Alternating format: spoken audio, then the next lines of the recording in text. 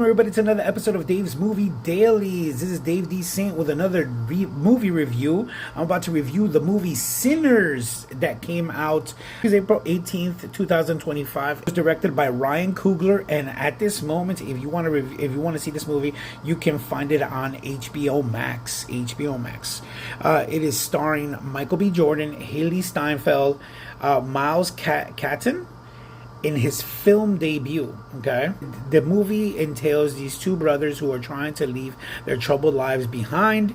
Twin brothers return to their hometown to start again, only to discover that an even greater evil is waiting to welcome them back.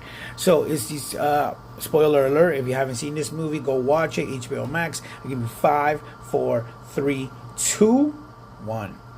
All right, these two brothers come to this town trying to start again. They want to start this whole I guess black-owned club type business where they can have food and all, just have a great time. And of course, this is around the time where segregation was, and out in the countryside, and hatred and all that stuff is going on, racism.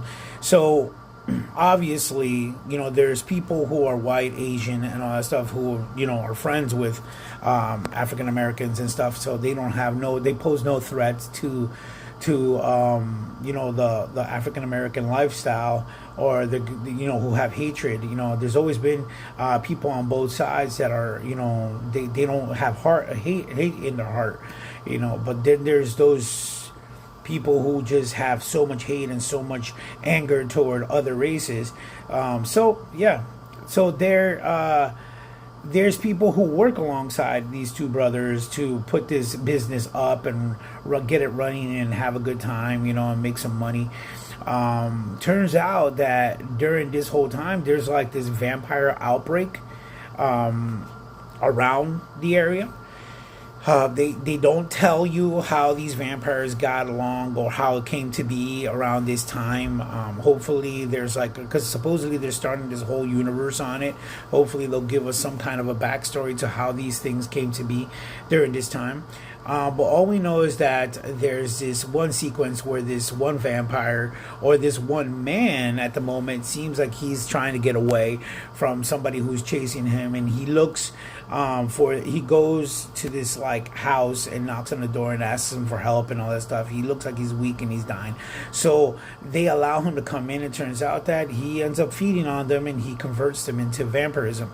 From that point on, they wait till night and they go out. So they run into this nightclub, which is held at a barn somewhere, and the nightclub that these brothers are running, and they try to get inside to have a good time, supposedly, to spend some money. But no, they want to eat the people that are in there, and they can't go in because vampires need to be invited in. So they get pretty much shooed away, and they just stay somewhere in the vicinity trying to see how they can manipulate somebody into getting inside. Turns out that Haley Steinfeld's character ends up talking some sense into one of the brothers and says, these guys it seems like they got money. Why don't we just bring them along and see if they really want to come in or not? So Haley Steinfeld goes out and has a conversation with them, and she realizes that these guys are up to no good. So she tries to get away, and it just so happens that their vampire side come out, and they end up eating her. So being that she's now welcomed as the character of Haley Steinfeld, they allow her to come in, and they got access into the building. She ends up attacking one of the brothers, converts him into vampirism, and then they get booted out. And slowly but surely, people start to vacate, and they all start getting attacked and start being turned into vampires. Now the survivors are taking refuge inside the barn, but slowly but surely there things happen where they have to end up fighting, and the vampires end up getting inside. So they have to fight their way out, and slowly but surely, as I keep saying, slowly but surely, they all start getting pegged off one at a time. I don't want to tell you anymore because I'm just like spoiling the crap out of it right now. Let's just say that there is a secret ending. It is one of the most amazing films of this year. Ryan Coogler knew what the heck he was doing, especially there's just like this one. It's called the jukebox joint scene. Amazing. It's like pretty much music is a time machine through time, and any type of music can take you. So they're in this whole club scene and they're having this whole musical moment. You see different eras of black culture take place. You see the Old West. You see so many different. You see the modern day rap, African type dancing, all this other stuff. You have to watch it in real life and see what it is, and it's just mind-boggling. So to see this sequence in the theaters in like high resolution, I thought it was immaculate, and I just know that Ryan Coogler is definitely going to get some kind of a nomination when the award season starts, because that was an amazing script, amazing acting, amazingly directed music. Everything was just awesome about this movie. Sinners is literally practically flawless.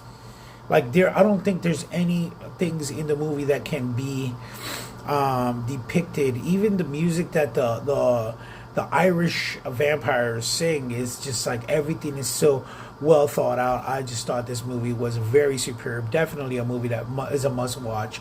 Definitely one of his best movies, Ryan Coogler's best movies in his film library that he has directed to date, and all his movies are on point, including the Black Panther series. So a scale from 1 to 10, what do I rate it? A straight up 10. Perfect in every way. I don't have any flaws. You can come up to me and tell me, oh, this, I'll debate it. So yeah, this has been Dave D. Saint with another Days Movie Dailies. I just reviewed the movie Sinners. Give it a straight up 10. Must watch. Thank you so much. Have a good one. And this is me telling you guys, I'll see you later.